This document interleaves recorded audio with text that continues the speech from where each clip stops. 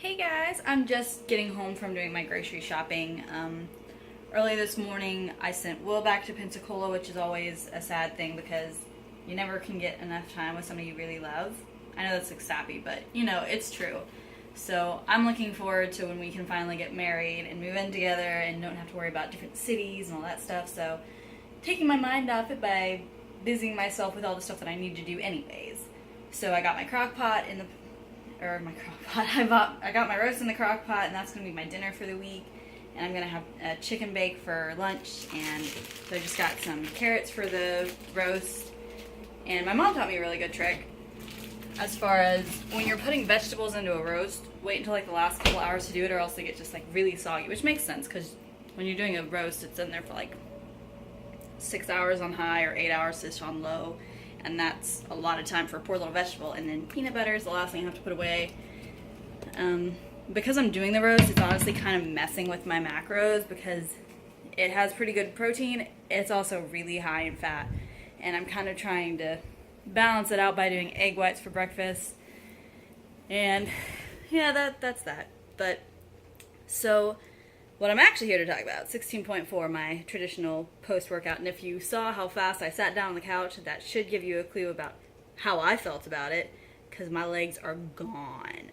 I did it yesterday, and I did it RX because it didn't hit any of my 3 rules for why I wouldn't do an RX workout, which was can't do one of the movements, can't touch the barbell for the beginning weight. Oh, well, the 2 were just like the specific movements. I was trying to figure out where I got 3 from, but one was muscle ups and one was handstand push-ups. And I figured I didn't even get to the handstand push-ups, so I wasn't going to worry about that being a limiting factor. But 155 is a really pretty heavy deadlift for me because my last tested max is 195, so that's only 40 pounds below for 55 reps, and that's just kind of nutso. And my initial plan to tackle it was to try and break it to sets of 5 and then down to sets of 3 because I knew that was going to be a necessary thing. And the first set, I knocked out 10 because I was feeling good and I knew how fast it was going to break down when it broke down. And so I knew I needed to take out as big of a chunk as I could while I was still feeling okay. And that ended up being a really good thing because about 40, my form started breaking down. And by 53, I was over here saying, like, I physically don't think I can lift this bar again. But of course, I still had 2 more reps, and there was like, I don't know, 4 or 5 minutes left on the clock, and you can't just stare at a bar for 2 minutes, or however long it was. So I just got those out in singles and was very happy about it. And I made it through 45 of the wall balls. It honestly kind of balanced out because I expected to do worse on the deadlifts than I did and better on the wall balls than I did, so it kind of balanced out, and it's probably where I would have hit anyways.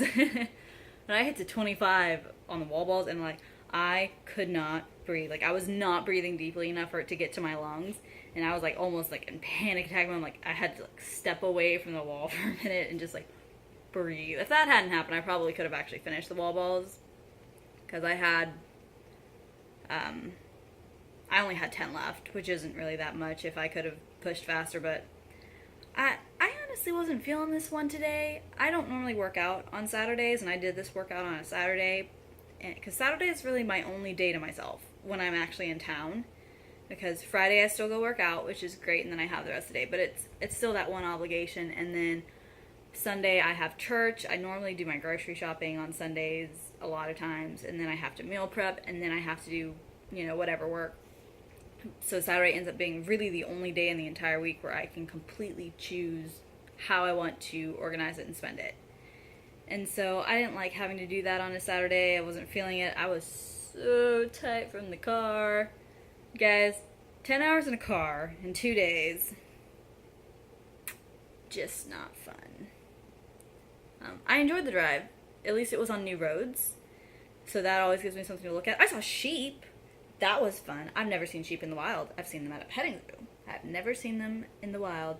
So that was exciting. That was probably the highlight of the drive for me. And it was a good weekend trip. Kind of weekend. It was Thursday, Friday. So I came home. Will met me on Friday evening and work out on Saturday. And we just kind of crashed the rest of the day. We did film a podcast episode before we left. And so that's what that is. This has been my favorite open by far. I've only competed in 2 of them, but I'm familiar with what the programming is for all the other ones. I have it actually written down in a journal because every once in a while they're programmed at my gym, and I like to be able to like keep track on how I did on all the benchmarks, including the open workouts. And I've really enjoyed the programming, probably because some of the hardest ones I haven't been able to do to the extent that it would be awful, save this one. This one was absolutely awful. But I was pretty impressed with how I did on the deadlifts, being completely honest. And I think that probably means that my max actually went up, which is exciting. That's always exciting. But I don't test my maxes probably as often as I should, so I don't think I've tested that since, I think the last time was in October, November. So it's been a while. Might need to retest that. No time soon, because I'm going to take a while to recover. Because as long as I'm moving around, I'm completely fine. But as soon as I like sit down for a period of time and try to walk again, my legs are like, no. So that's where that is. And I'm really excited to see how this finishes out with 16.5.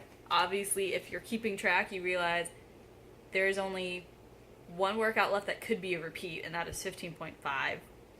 And even that would be a repeat movement. So question then, are we not going to see a repeat workout this year, or are we going to see a repeat workout with a repeat movement?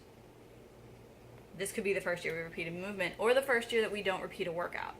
Never know. Because we're getting really low on the number of movements that we haven't done yet. I know we haven't done thrusters. I know we haven't done box jumps.